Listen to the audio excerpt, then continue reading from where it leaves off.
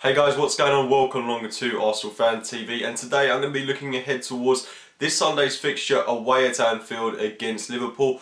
And I go into this game with strongly mixed opinions, and I think a lot of that stems from the result that we endured at Anfield last season. Of course, I don't really need to be reminding you of the 5-1 drubbing that we sustained at Anfield. It was a horrible result, a horrible day, and quite frankly a game that I want to put behind us. And I'd like to think that we could go into this game looking to seek revenge upon Liverpool. And of course Liverpool this season have certainly not emulated the side that they were last season. I mean, it's hard to believe that this is a team that actually managed to sustain a top 4 finish last term. They've looked very woeful this season. Defensively shaky, the likes of Lovren has been abysmal. He looks like an absolute joke of a signing at the moment. The same goes for players like Mario Balotelli.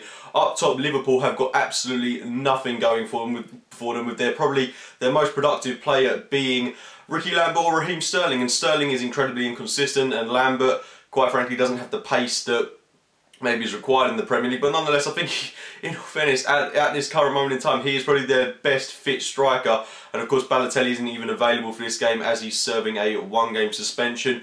So I'm not overly concerned about the defensive performance that we've got to put in this game. But at the same time, I'm not full of confidence. I know we've had 2 wins. We've scored 8 goals in 2 games, with the wins over Galatasaray and against Newcastle, but I'm still not filled with confidence. Those are results and performances that haven't overly convinced me just yet.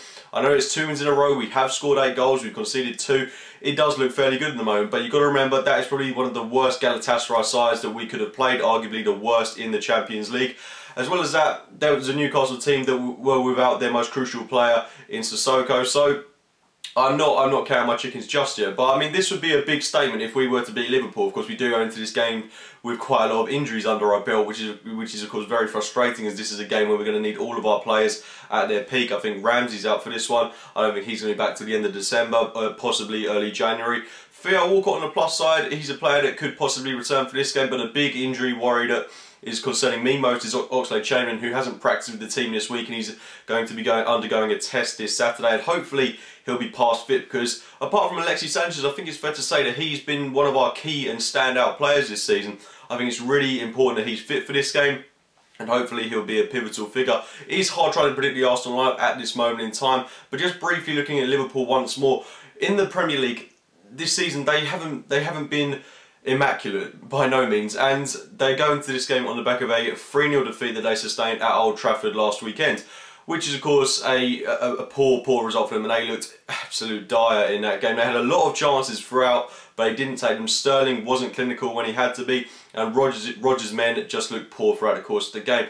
However, they have got a 3-1 win in midweek against Bournemouth in the Capital One Cup, which, you know, I'm not too sure if I'd have rather gone into this game on the back of them losing to United or on the back of them winning against Bournemouth in midweek, because I know Bournemouth, they're a respectable side in the Championship, they're a decent side, but then again you would expect Liverpool to brush them aside given their status in the Premier League.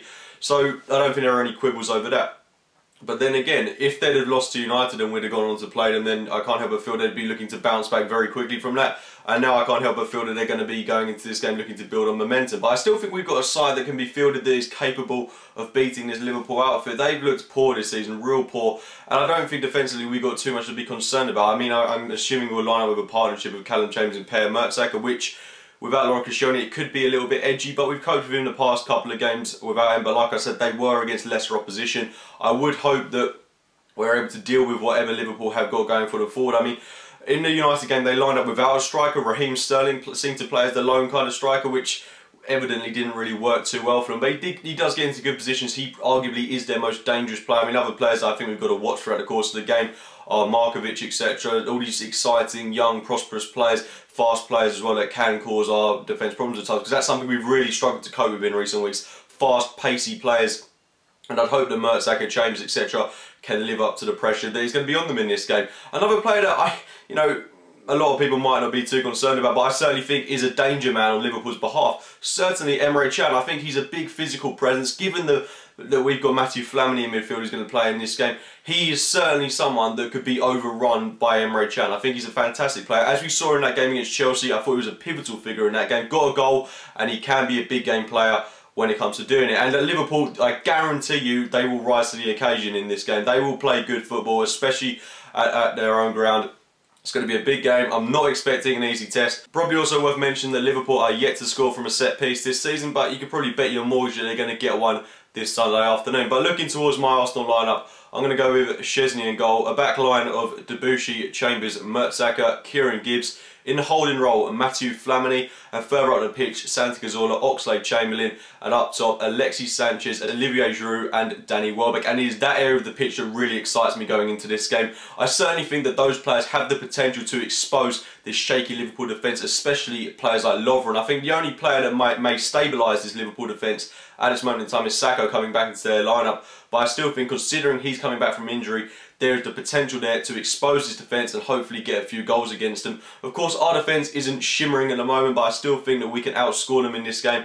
I'm hoping we'll do that. Players like Olivier Giroud, if he plays like he did against Stoke, then we have no chance in this game. But if he plays like he did against Newcastle and he puts that in on a consistent basis, I certainly think that we can come out of this game with our heads held high and getting 3 points. Of course, I don't need to question the work rates of Alexis Sanchez and Danny Welbeck. Their contribution to the team is absolutely immaculate, and that's certainly where I think the game can be won for us. We've got to be strong in midfield, and we've got to be strong in defence, and I do think we can come out of this game with 3 points, build momentum, and hopefully we can win all our remaining games and go into the new year with a lot of positivity behind us. And then of course we've got that lovely fixture against Monaco, which I know is a way away, but it's important to get a lot of power and momentum behind us so we can go into that fixture with confidence. But let's look at this game just in front of us. Liverpool away. I'm going for an Arsenal win. I'm predicting 2-1 to the Arsenal. If you've enjoyed the video, then be sure to give it a like, rate and subscribe to Arsenal Fan TV. Check out my own channel, AFC Game by Game, all that good stuff. And as always, thank you for watching, guys.